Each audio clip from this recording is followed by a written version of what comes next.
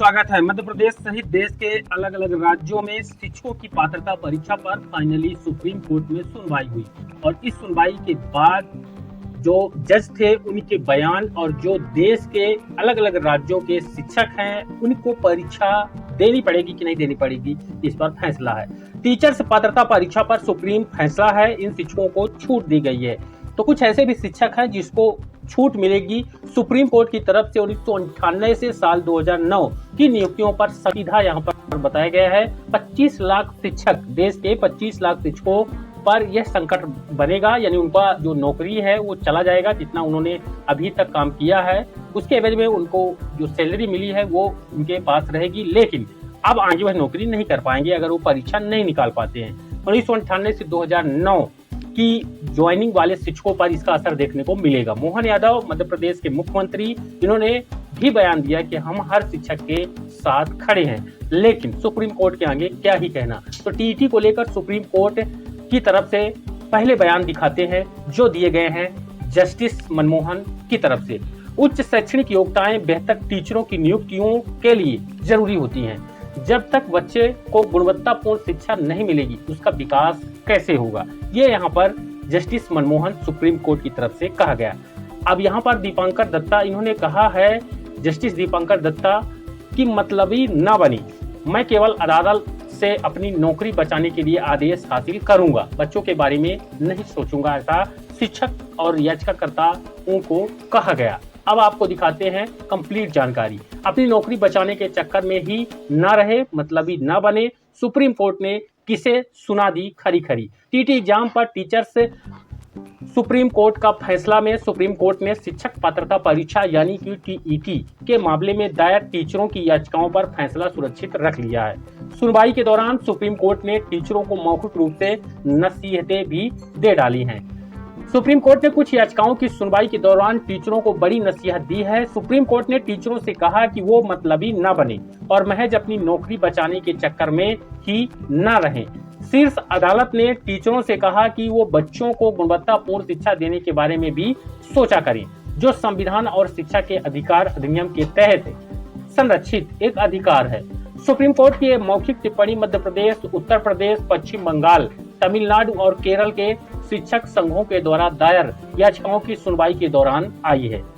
इन याचिकाओं में सितंबर 2025 के उस फैसले की समीक्षा की मांग की गई थी जिसमें देश भर के गैर अल्पसंख्यक स्कूलों में कक्षा 1 से 8 तक के बच्चों को पढ़ाने वाले शिक्षकों को 2 साल के भीतर शिक्षक पात्रता परीक्षा यानी कि टीईटी पास करने या फिर अनिवार्य रूप से सेवानिवृत्त यानी रिटायरमेंट होने की जरूरत बताई गई थी। अब यहाँ पर आप समझ सकते हैं कि स्पष्ट फैसला पहले आया था, अभी उस पर पुनर्विचार जो याचिका थी उस पर सुनवाई हुई और इस पर भी रुख साफ नजर आ रहा है। टीईटी बच्चों को अच्छी शिक्षा नहीं तो उनका विकास कैसे होगा। यूपी, एमपी, तमिलनाडु, केरल और पश्चिम बंगाल के याचिकाकर्ताओं की दलील पर सुप्रीम कोर्ट के जस्टिस मनमोहन ने कहा कि कोर्ट ने टीचरों के लिए न्यूनतम योग्यता यानी कि टीईटी पास करने की वैधानिक आवश्यकता को ही मजबूत किया है। जस्टिस मनमोहन ने याचिकाकर्ताओं से पूछा, उच्च शैक्षणिक योग्यताएं बेहतर शिक्षकों की नियुक्ति के लिए आवश्यक हैं। जब तक बच्चे को गुणवत्तापूर्ण शिक्षा नहीं मिलेगी उसका विकास कैसे होगा।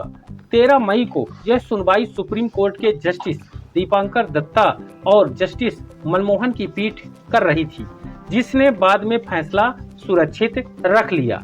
तमिलनाडु की दलील पर जस्टिस दीपांकर दत्ता ने खूब सुनाया। तमिलनाडु ने तर्क दिया था कि इस फैसले से अकेले राज्य में लगभग यानी तमिलनाडु राज्य में 4 लाख शिक्षक प्रभावित हो जाएंगे। उसका दावा था कि यदि इसे लागू किया गया तो राज्य को शिक्षकों के बिना कक्षाओं का सामना करना पड़ेगा। इस पर जस्टिस दीपांकर दत्ता ने कहा, बच्चों के लिए निःशुल्क एवं अनिवार्य शिक्षा का अधिकार अधिनियम 2009 मौजूद है। यह सोचकर मतलबी न बने कि मैं केवल अदालत से अपनी नौकरी की सुरक्षा के लिए आदेश हासिल करूंगा, बच्चों के बारे में भी नहीं सोचूंगा। टीईटी सुप्रीम कोर्ट ने फैसला सुरक्षित रखा, यानी फैसला अभी फाइनल नहीं हुआ है। उत्तर प्रदेश की ओर से अतिरिक्त सॉलिसिटर जनरल विक्रमजीत बनर्जी, मध्य प्रदेश की ओर से वरिष्ठ अधिवक्ता AM सिंघवी और राकेश द्विवेदी और देशी अध्यापक परिषद NTU केरल की ओर से टॉमी चाको सहित अन्य अधिवक्ताओं ने कहा कि टीईटी की पूर्वव्यापी अनिवार्यता का उल्लंघन उन अनुभवी शिक्षकों के अधिकारों का हनन है जो दशकों से सेवा में बने हुए हैं और अपने काम में बेहतरीन प्रदर्शन कर रहे हैं। सुप्रीम कोर्ट के जस्टिस दीपांकर दत्ता और जस्टिस मनमोहन की पीठ ने 13 मई को इन पुनर्विचार याचिकाओं पर सुनवाई के बाद फैसला सुरक्षित रख लिया है। वहीं जस्टिस दत्ता ने इस धारा का जिक्र किया, यह समझना शिक्षकों के लिए बेहद ही इम्पोर्टेंट है कि शिक्षकों को पहले छूट 4 साल की दी जा चुकी है।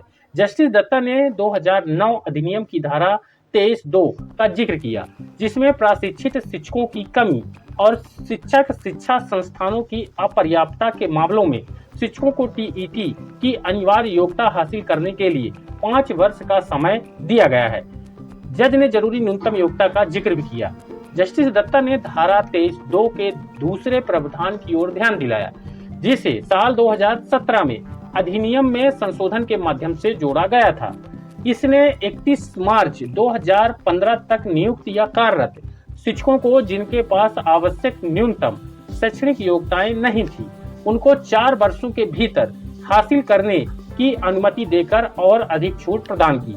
यानी जो शिक्षक अभी परीक्षा के दायरे में आएंगे, यानी जिनकी परीक्षा होने जा रही है साल 2009 तक ज्वाइनिंग वाले, उनको 4 साल छूट दी गई थी साल 2017 में। अगर वह चाहते तो तब से लेके अब तक टीईटी क्वालिफाइड कर लेते। 25 लाख से ज्यादा टीचरों की नौकरी से जुड़ा हुआ मामला है। यह मामला 25 लाख से अधिक टीचरों की नौकरी से जुड़ा है। सितंबर 2025 के फैसले में यह तर्क दिया गया था कि शिक्षा के अधिकार यानी कि RTE अधिनियम 2009 के तहत शिक्षकों के लिए टीईटी शिक्षा परीक्षा उत्तीर्ण करना अनिवार्य था। हालांकि पीठ ने सेवानिवृत्ति में 5 साल से कम समय वाले शिक्षकों को टीईटी परीक्षा से छूट यहां पर दी थी। यह नियम 2010 से लागू हुआ था। यानी छूट किसको मिलेगी? जिनकी रिटायरमेंट में 5 वर्ष बचे हुए हैं, 5 साल या उससे कम समय बचा हुआ है। जैसे मध्य प्रदेश में वर्तमान में रिटायरमेंट की उम्र 62 साल है, तो जिनकी नौकरी यहाँ पर 57 साल हो चुकी है और 5 साल बचा हुआ है, तो उनको यहाँ पर परीक्षा नहीं देनी पड़ेगी। अगर नहीं देते हैं तो भी उनको 62 साल तक नौकरी करने का मौका यहाँ पर मिलेगा। लेकिन उनके लिए भी शर्त है, उनका किसी भी प्रकार से प्रमोशन नहीं होगा। यानी जिस पोजीशन पर वह काम करते हैं उनको उतना ही पद मिला रहेगा। वीडियो को लाइक और शेयर करके हमारे चैनल पर नए हैं तो सब्सक्राइब अगले अपडेट को पाने के लिए जरूर करिए। धन्यवाद।